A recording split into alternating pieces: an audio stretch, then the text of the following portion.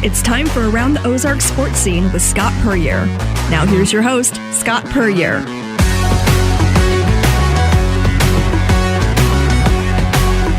Welcome to the Around the Ozarks Sports Scene. I am Scott Puryear. Pleased to have you join us for this podcast. And as we start off each one of these, we kind of take a look ahead at what's coming up this weekend in the world of Ozark sports and kind of what's happened the past weekend. And so basketball season is here. Lady Bears and Bears have both had their season openers as we tape this. Lady Bears opened with a 5-point road win at Little Rock, which was a nice turnaround from their one exhibition game that didn't go so well with a Division II team there. But got back on the right track, opened the season with a win. They are now idle till a road game at St. Louis University next Wednesday. I think it could be a really special year for Beth Cunningham's Lady Bears, and you'll have to wait a while to see them at home because their first home game is November 22nd versus Southeast Missouri State. Meanwhile, the men's basketball team over at Missouri State opened the season with a 67-59 loss at West Virginia.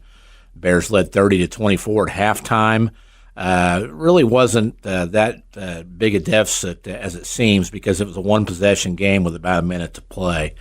Really liked the fight in this Dana Ford Bears team going on the road to a tough place to play at West Virginia, which I believe is picked 9th in the very tough Big 12 Conference preseason poll out of 14 teams, of which they'll send 10 or 11 teams probably to the NCAA tournament. But good, strong road showing for a Bears team that should be very quality and maybe the best of Dana Ford's teams that he's put together since he's been in Springfield.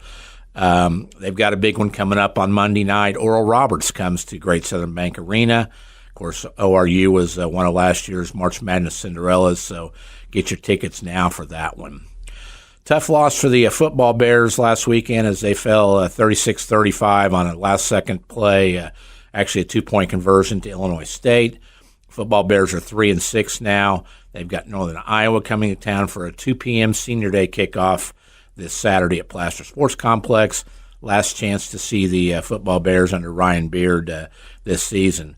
Evangel football's got a big one at home. We call home Nixa Eagles Stadium. They're home Saturday at 1 o'clock to play Bethel. The Valor are 9-0 and ranked 9th nationally, and we're going to talk to Coach Chuck Hepola in depth here in just a couple minutes about his Valor team and their great season they've put together. Finally, it's high school football district championships on tap this week. Get out and watch one of these Friday night. Got some great local matchups. Class 6, you've got Joplin at Nixa. That should be a fun shootout between those two. Republic is at Lebanon in Class 4, as well as McDonald County at Bolivar. Class 3, you've got Mountain Grove at Ava in what could be an all-night shootout. Those two teams scored 72 and 67 points in their semifinal wins. Mount Vernon at Seneca in Class 3 also will be a great one. Seneca, the top-ranked team in the state. Stratford at Fair Grove in Class 2 and Kabul at Marionville in Class 1. Good luck to all those teams as it's either win or go home, and if it goes home now, a lot of it means it becomes full-time deer hunter. So good luck to those squads. Get out and support them this week. Special guest today on the Around the Ozark Sports Scene, our Episode 5, is the head coach of the Evangel Valor. He's got his team off to a 10-0 start, ranked number 9 nationally in NAIA. One of the good guys out there in the game. I love always catching up with Chuck Hepola. Chuck, thanks for joining us. Hey, appreciate it. Thank you, Scott. You betcha. You guys coming off a big win on the road, a thriller 17-14 at Southwestern in Kansas there to move to 10-0 and number 9 in the national poll now. Been steadily climbing up there. Of course, you and I have talked in the past in the live radio world. I've always been an Evangel fan since my first assignments back in the mid-'80s, including covering the football Crusaders. I had guys like Dave Schrader and Keith Bearfield, Tony Dollinger, Don Decker, Ron Estee, even though I never understood a word Estee said. And I don't know if anybody really does, but just a lot of memories of those Evangel teams, and it's great to see you kind of carrying on the winning tradition with that program. Yeah, I appreciate it. I mean, those are guys that, just great men, great coaches. In fact, Coach Bearfield was in the office today, so I was able to kind of chat with him a little bit. So yeah, just, proud of the tradition here at Evangel you feel a responsibility to keep that tradition going. And just proud of really how Evangel supports us. The community supports us. Sometimes we'll go to away games, and I'm thinking, man, I was telling the coach the other day, we should be thankful for where we're at, because people show up to watch us play, and unfortunately that's not the case for everybody around the country. So we're very thankful for that. Absolutely, and of course the momentum has continued to build throughout the year as you've stayed unbeaten.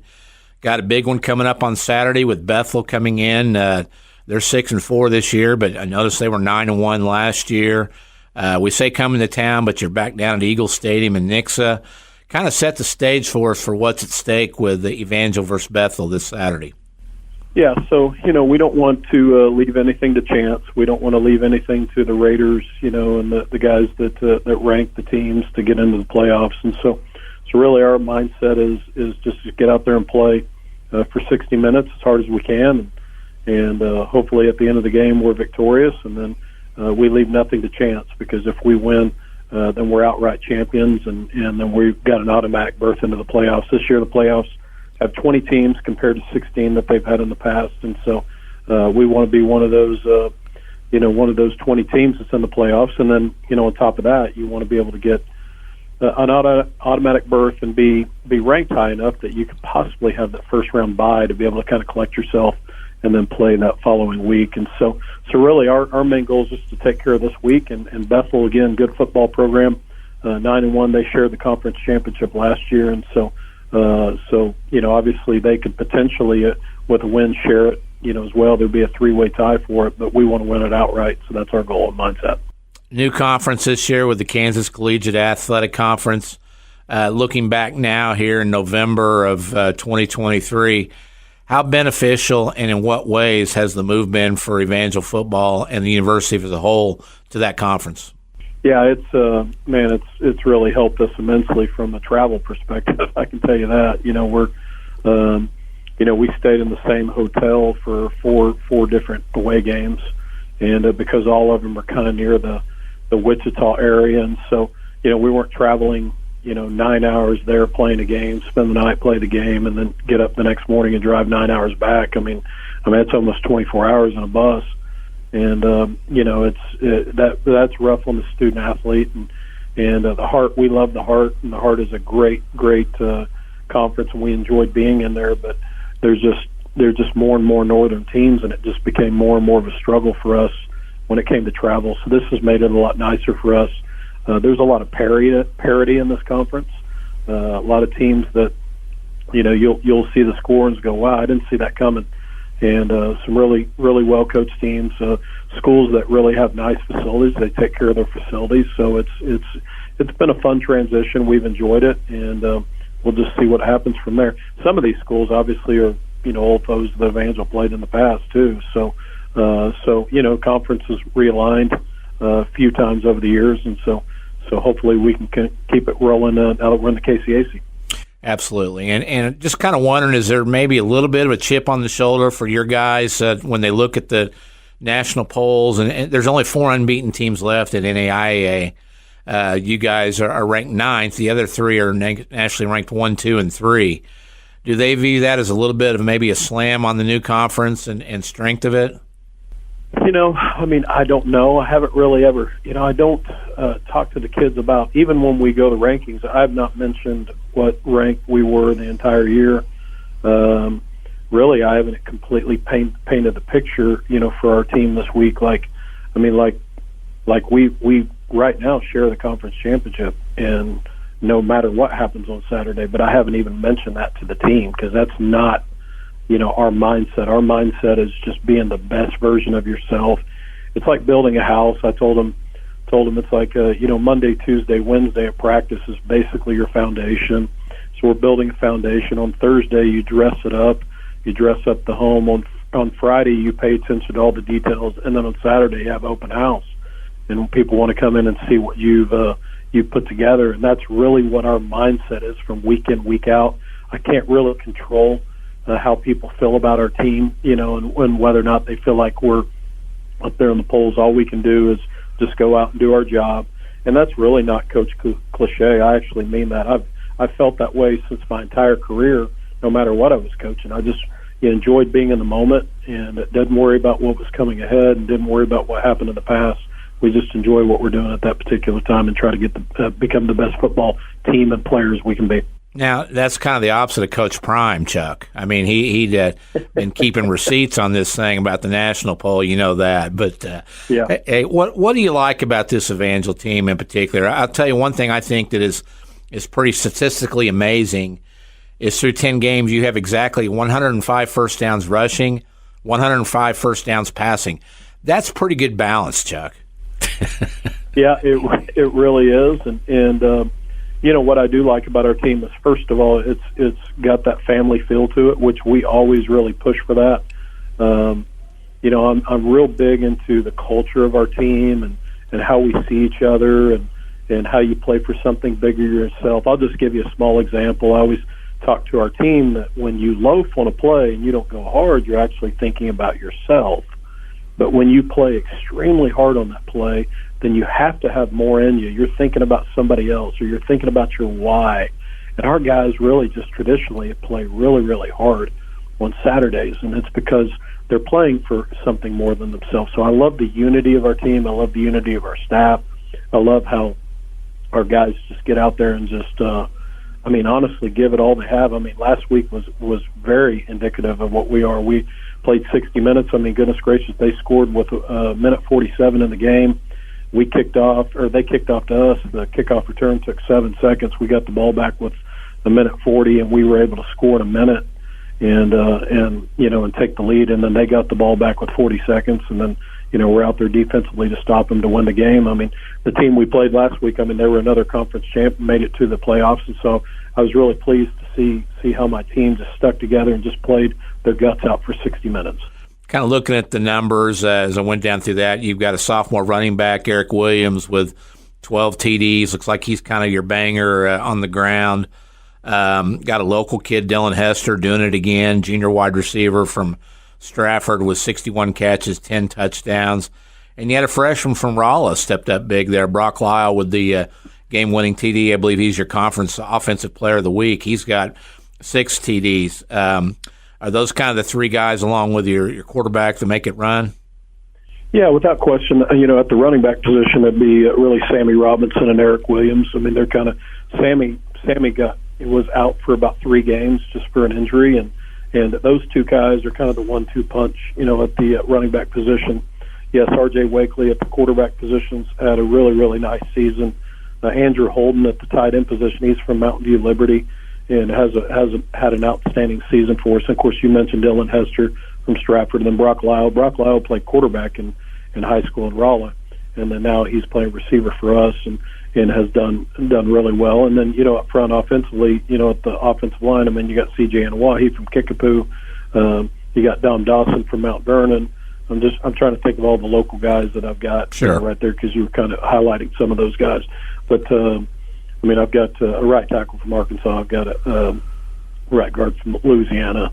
And then a left tackle, really 2 left tackles that kind of in and out from the surrounding areas, the Branson area and Nevada area. So we've got some guys that are just local guys that just come out and just want to work and want to play hard. And so yeah, that's a big deal to see those guys get out there and perform. On the defensive side, I noticed Zach Myers and Bradley Myers, one with 8.5 sacks, the other averaging 13 tackles a game, both from Lee Summit West. Are we talking twins or brothers? What do we have here?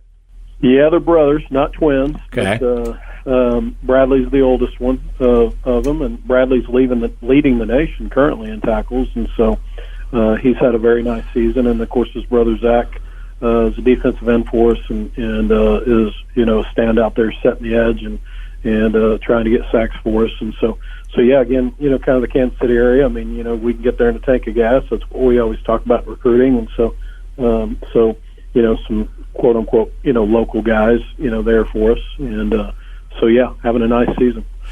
Let's talk about Chuck Hepola. People like, who is this guy? We're not talking about a guy that was thrust into a head coaching job as a 30-something or late 20-something. It's a guy that has paid his dues to get to this point and and worked up the chain to get to be the head football coach at Evangel, his alma mater. Kind of take us down the path of Chuck, the former Evangel student, how you got back to this point. Yeah, so, I coached high school football for 11 years, and here, I graduated from Evangel and started coaching around here. I really didn't have any desire to coach college, and really what caused that desire to kind of pop into place for me is one day I go in and meet with Reuben Berry. Reuben Berry was the head coach at Willard at the time I was working for, and it was on a Sunday, and we were getting ready to talk game plan, and he said, hey, I need to ask you a question. He said, there's a school in Texas that's wanting to restart college football, and they've asked me to be their head coach, and would you like to come with me? And, at the time I didn't have kids. I remember going home and telling my wife that. We got in the car, drove to church, and was just sitting there talking about it. And, for the first time in my life, I thought, well, maybe I do have the ability to coach college football. I never thought about it. And so that particular moment. And then, things went on, and unfortunately he ended up getting sick and then eventually passing away. But that's really what set the tone for me, and then just kind of God guiding me in that direction. And then I ended up working at the University of Tulsa. I met Steve Kragthorpe, who I worked for at Tulsa at a clinic, and we just started visiting. He called me, wanted me to kind of come check out Tulsa there, and then the next thing you know, I'm working at Tulsa, and so that was an FBS school. And then I left there and went to East Central University, which is Division II school. It's in that school there was like 3 coaches on the staff. Todd Graham was one of them. That was a longtime head coach. He was an East Central alum, and so those guys pushed me towards that. Took that job, then went to Louisiana Monroe, and actually Louisiana Monroe, I was the football ops guy, and so that was actually huge for me. I really didn't enjoy the job, but as far as the job is concerned, it was one of the best things that ever happened to me, because when you become a head coach, the football ops guy has to know everything within the program, and so that helped train me. So the good Lord knew that was something I needed, and then went from there and then went to where'd I go? I went to Nicholls State, which is an FCS school just like Missouri State, and it's in Thibodaux, Louisiana, south of New Orleans, and worked there for a while. And then Evangel called me as an assistant coach, took it, and then less than 6 months later I'm the head coach. And really that wasn't in the plan, but man, the good Lord had a great plan for our family, and I've just taken all those things I've learned from all those coaches over the years and just pieced them together. I knew I wanted to be a head coach. I just wasn't forcefully trying to find that, and it just worked out for me. And I'm just thankful for the opportunity to coach these young men and to have the guys that work with me, and it's just a pleasure and an honor, and I'm very thankful for it. I'm sure having been an Evangel alum and a student there helped in this process, but because you can't just recruit any kid to come be a football player at Evangel University, they've got to fit the profile of an Evangel student. How early in the recruiting process do you kind of make the expectations clear of a kid coming to play football at Evangel, and what are some of those expectations? Yeah, you're exactly right. But I will say this: I mean, I've worked at 5 different universities, and every university has a fit. So I think sometimes people think, well, because you're this type of school, you have that fit. Well, goodness gracious, when I'm in South Louisiana, there's a fit there, because you're living in Cajun country, and there's a certain type of fit there, and University of Tulsa is an extremely high academic institution, so there's obviously a fit there. So every place has that, but yeah, in recruiting, we are. I just tell people I'm a straight shooter. This is the best way I can describe it. I always tell them, hey, I love music. I'm a music lover. I've got no skills. I can't sing. I can't dance. I've got no skills, but I love music. You'll be surprised what's on my phone that I listen to. I said, but when it comes to music, when I hear a song on the radio and I go hear them at concert, it better sound the same. Because if it doesn't sound the same, I feel like, what did I just pay for? I felt like I got cheated for whatever I got paid for. When it comes to recruiting at Evangel, we just basically tell them, this is how we do things, and if you don't want that, this is not the place for you. And if you want that, this is the place for you. And what we want is we want guys that are going to go to class consistently, going to be high character, that obviously their spiritual life is very, very important to them, and they understand that we're going to integrate faith in everything we do here at Evangel, and we're going to push them to be the very best they can be, so that when they graduate, they'll be great husbands, great dads. I want them to be the greatest, the best employer employee that employer has. Want him to be a better dad than the wife ever expected. Want to be a better husband than the wife ever expected. And we just push them to be those things, and we just tell them up front, that's what we're going to do here, and if you don't want that, this isn't the place for you. And that's always worked in our recruiting model, because unfortunately I've recruited at a bunch of different schools, and sometimes recruiters tell them things that aren't true, and then they get there and the music doesn't sound the same. And that's why those guys get disheartened. And we really haven't had a lot of people leave our program over the years. If they've left, it's usually been financial, or it's usually been maybe the major they changed their major and we don't have it here at Evangel. And so we really push hard. This is how we do things, and this is the way it's going to be when you get here. I've got to think that because you have so many kids that are of like mind and interests and just their approach to life there, that the ratio of football players who leave with a wife from Evangel is pretty high, isn't it? I would say that's a pretty good. Pretty good. In fact, we're going to practice on Friday morning. This week we usually practice in the afternoon. We're going to do it Friday morning because we've got a former player and coach that's getting married, and he really wanted us to be the entire staff there. So we're going to practice in the morning just to make sure we can get to his wedding. Am I correct? Your wife was an Evangel student too? Yep, my wife is an Evangel student. My son went to school here. My daughter went to school here. My brother went to school here, met his wife. My wife's parents went to school here. And so yeah, we've got a long lineage of people that have graduated from Evangel. Well, my brother-in-law went to school here as well. So, and then my brother-in-law's oldest daughter went to school here. So got a lot of family that have come in and out of Evangel. And honestly, Evangel's a special place.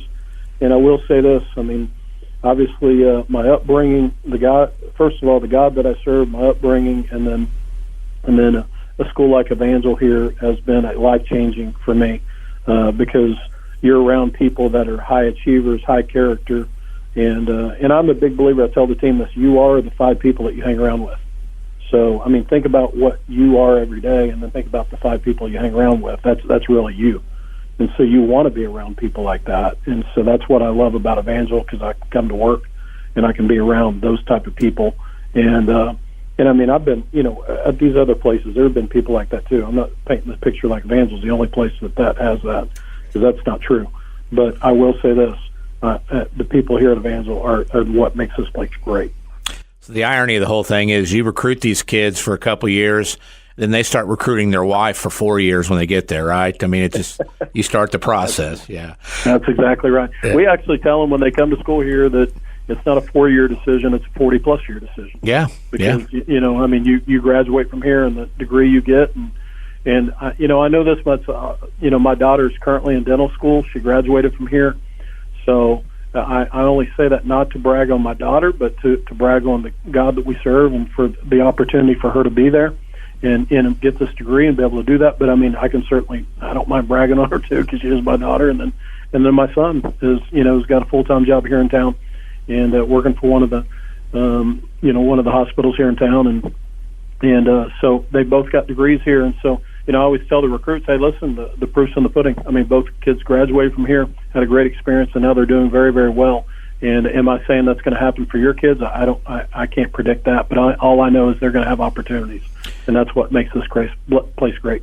We were talking earlier about some of your guys, and I always am fascinated by the mix you get on your roster. I mean, you've got kids from Mountain View and Stratford and Joplin and Nixa and the Springfield schools, but you've got kids from California and Texas and Georgia, Washington. You even found one from Delaware. I didn't know there were football players in Delaware. I saw on the roster.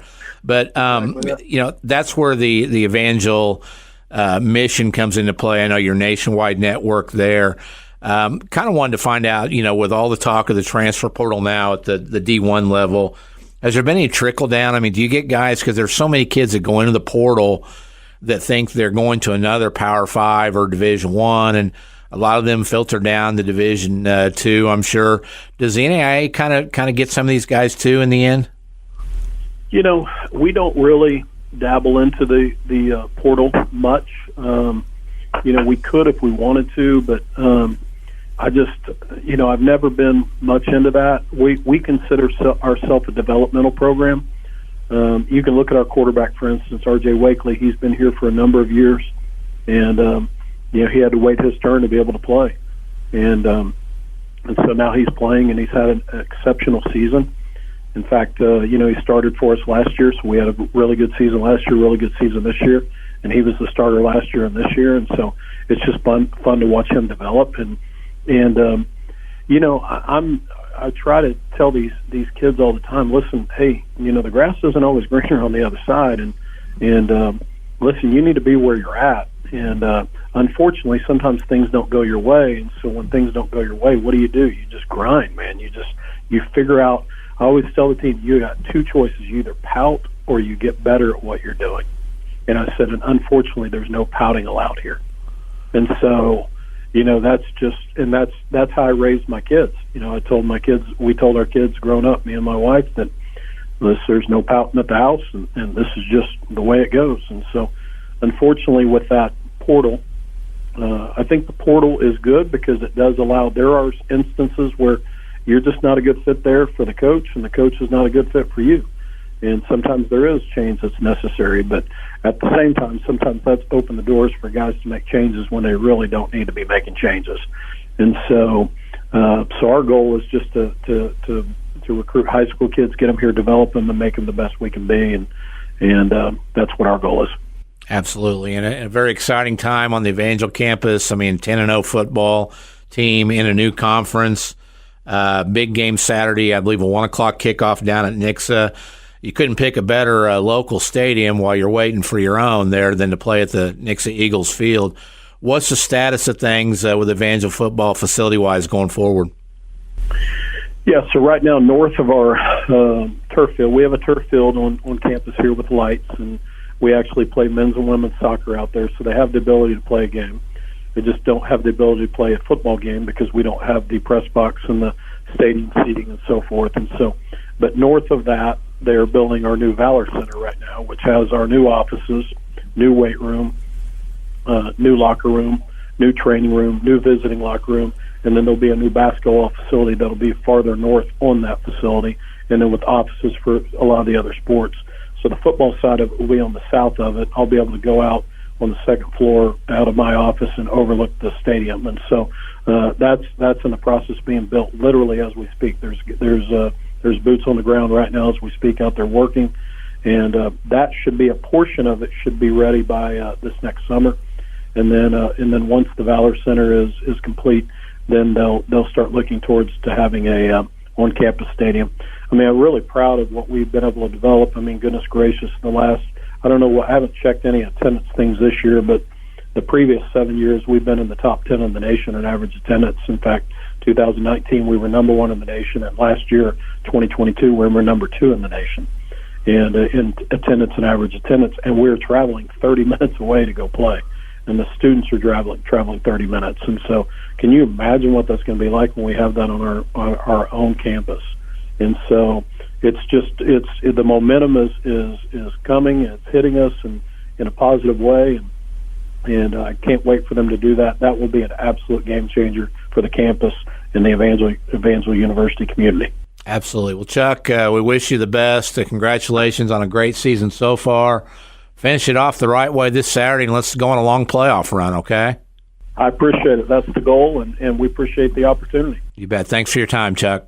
Time for our Scott's Thoughts segment that we wrap up each podcast with, kind of my general random ramblings in a lot of cases about things on the area sports and national sports scene. But a couple thoughts here in the past week. I love the way that Ryan Beard, the Missouri State football coach, handled the present and the aftermath of their last-second heartbreaking loss there on the controversial two-point conversion, catch, not catch, whatever you want to call it, with Illinois State. I thought he had just the right amount of pushback, right after the game with the media, and then following up a couple days later with his comments about the officiating of the Valley. It's a guy that's going to defend his players and his teams to the hilt, and I love that, and thought he handled that wise beyond his years. So I think Bears fans got a good one in that big chair for Missouri State football if they'll just be patient and see where this can go with him. By the way, watching that play over and over, I can still kind of see both sides of the call. If you don't know what we're talking about, it's on social media, but a little pass out in the flat to a back by Illinois State for the 2-point conversion. He caught it, kind of made a football move, step toward the goal line, reached out to break the plane, and then bobbled it out of bounds. And, the kid's reaction didn't help his cause much because he made it act like he'd just blown the game, so he didn't sell it real well. But, in theory, he did make a football move, break the plane with the ball, which is all he has to do at that point, and then bobbled it. So I can see both ways. A tough call for those officials, but again, that's football, and that's the way it happens. So that kid needs to learn how to be a better actor, I would say. Mizzou showed me a lot in a 30-21 loss at Georgia, dropped the Tigers to 7-2. It's still a great start for them. I'll tell you what I liked is that's the kind of game that Mizzou would have been blown out in the past. Going to Georgia, the 2-time defending national champion, Tigers kind of hung in there blow for blow, and I think that was, even in a loss, a game that kind of turns a corner for Eli Drinkowitz and his Tigers. I think if they don't make that showing, you get a lot of people that are kind of thinking same old Tigers with Coach Drink, but I think this group's different, and it's his best team in 5 seasons. I think that they're on to something there. I kind of look for Mizzou to continue to take good strides in football under Coach Drink. Sometimes a tweak does wonders for a program. Just look at Arkansas football. They made a change at offensive coordinator after a 3-point showing at home in a 7-3 loss to Mississippi State that was just dismal. They fired offensive coordinator Dan Enos, gave the job to their wide receivers coach Kenny Guyton. 2 weeks later, they score 39 points and win at the Swamp in a road game at Florida for the first time in school history. So that move probably saved Sam Pittman's job, I would think, in the offseason, and it actually gives Arkansas fans something to watch here in these last 3 games. They've snapped the 6-game losing streak. Now they've kind of got the offense back with KJ Jefferson and company there. I think it'll be fun to see how they can finish out. They've got Auburn this Saturday, I believe Florida International at home, and then the annual border battle with Mizzou. So Hogs football fans now have something else to pay attention to this fall besides their basketball team. And I will say this edition of Razorbacks basketball is loaded. I think they're a Final Four team come early April. They're deeper than they were last year. They may be more talented than they were last year. And Springfieldian Trevin Brazil is right in the middle of that talented group for Coach Muss down there. Trevin, if you remember, played at Parkview and then Kickapoo. 6'9", 6'10", runs the floor. He's added about 30 or 40 pounds since high school. The kid is going to have a long and prosperous NBA career, I think. But right now he's going to be a big reason you need to watch the Razorbacks and get on the Muss bus down there. The Chiefs, good win overseas in Germany over the Dolphins on Sunday morning. Kind of got their ship righted after a very mediocre effort at Denver the week before in what we can call the flu game with Patrick Mahomes. But I kind of think this is kind of heading back to the same place with maybe the Chiefs and the Bengals. They're buddies. They've got a matchup on New Year's Eve in the regular season. I think we may get a repeat a few weeks later there, an AFC Championship game between 2 very good offensive teams. I think all this Kansas City team needs is somebody to doubt them, because every time somebody in the national media counts them out like they did after the Denver game, they kind of rally and respond well. So media people out there, get to dogging the Chiefs in early January to get them a little fire down the stretch. Finally, congrats to our area high school state champions from the past weekend. That includes the Fairgrove girls in volleyball. Of course, they won a state basketball championship back in late March of last season. And in cross country, the Hermitage boys, Chadwick, and Stockton girls. Well done, young'uns. Be sure to play the Guess the Chiefs score on the Around the Ozarks and Midwest Family Radio websites. All you got to do is go on each week, pick what you think will be the final score in the Chiefs game. You'll get a chance to win Chiefs tickets and or autographed memorabilia if you get the right score there and are the right entry drawn. And wanted to add lastly that you can now rate this podcast after listening. So we encourage you, if you like what you hear, to take a second and give us a few stars on the Around the Ozarks sports scene with Scott Purrier. That's going to do it for this week. Thanks for listening.